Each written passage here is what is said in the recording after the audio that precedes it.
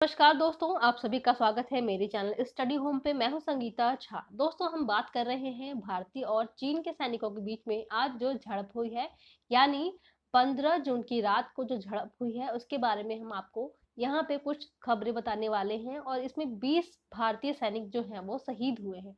तो दोस्तों, क्या वाकई में चाइना हमसे वॉर चाहता है? क्या इंडिया चाइना के बीच में वॉर होने वाला है? तो देखते हैं आखिर 58 साल के बाद क्या होता है, क्योंकि 58 साल से इंडिया और चाइना के बीच में एक भी गोली नहीं चली है, वहां पे एक भी सैनिक मारे नहीं गए हैं। लेकिन अब हालात बहुत बदल चुका है, तो देखते हैं आखिर क्या होने वाला है।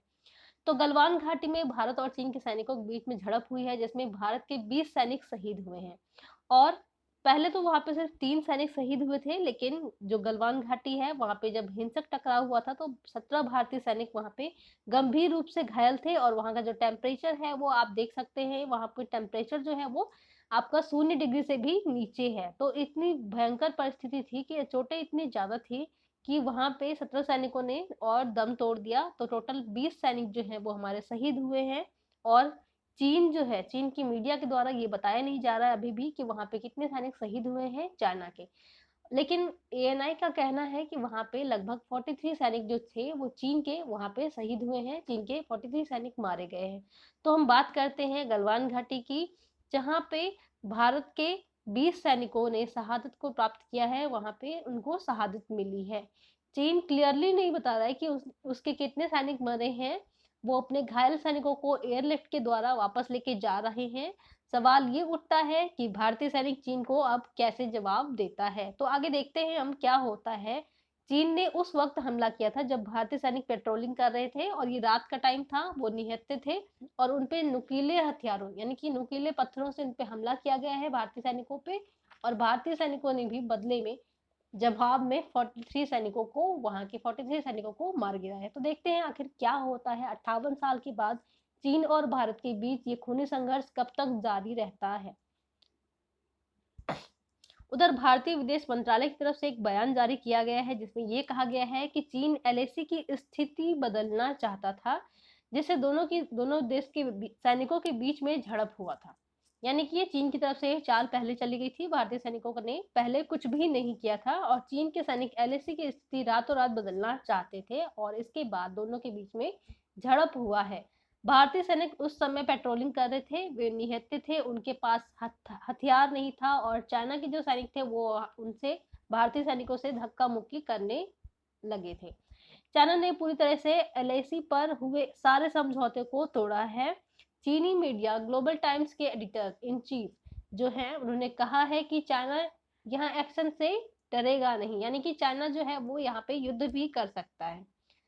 यानी कि वो इंडिया के साथ वॉर चाहते हैं। 15 जून की रात को 3 सैनिकों को मार दिया जाता है, और 17 इतने घायल थे कि उन्होंने वहीं पे दम तोड़ दिया। इतनी ज्यादा ठंड थी वहां पे इस वजह से। तो ये जो खबर है ये एएनआई की तरफ से दिया गया है। उसने ये भी बताया है कि चाइना अपने जवानों को एयरलिफ्ट करके वापस लेके जा रही है, जो जवान वहां पे घायल हुए हैं। ग्लोबल टाइम्स चाइना के एडिटर इन चीफ का कहना है कि चाइना इंडिया से लड़ना नहीं चाहता है, पर हम डरते नहीं है। तो यानी कि वो हमें खुली तौर पर धमकी दे रहे हैं कि हम लड़ने वाले हैं आपसे, हम वॉर चाहते हैं। अगर इंडिया थोड़ा सा भी युद्ध करता है तो वो वॉर के लिए रेडी है, वो डरते नहीं है। लेकिन उनका कहना है, एक बड़े आदमी का, एक एडिटर इन चीफ होने का, एक न्यूज़पेपर के, और उस तौर पे उनका ऐसा बयान इस समय पे आ रहा है।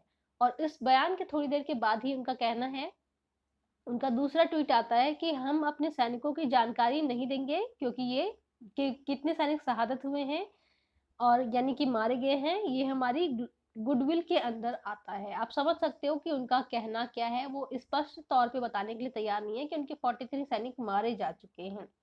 3 दिन पहले ही हमारे आर्मी चीफ ने कहा था कि इंडिया चाइना बॉर्डर पर सब कुछ ठीक है, और दोनों सेनाओं के आर्मी चीफ के बीच में बातचीत भी हुई थी। और इसके बाद क्या हुआ था, दोनों के बीच में आपसी सहमति हुई थी। चीन ने अपने सैनिकों को कुछ किलोमीटर पीछे भी कर लिया था, लेकिन अब क्या, उन्होंने धोखा दिया है भारत को सीधे तौर पे। और एएनआई की रिपोर्ट यही बोलती है कि एलएसी पे बहुत कुछ हुआ है गलवान वैली में।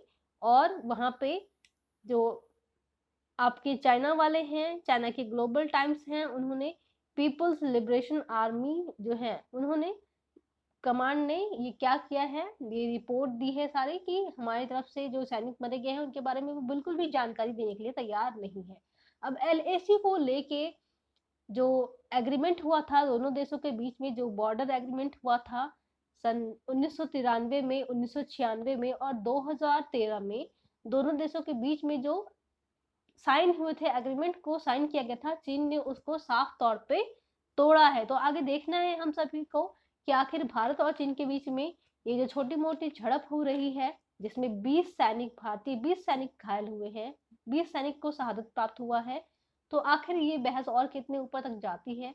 ये जो झड़प है ये अप्रैल के महीने से स्टार्ट हुआ था गलवान वैली को लेके और अभी भी जारी है।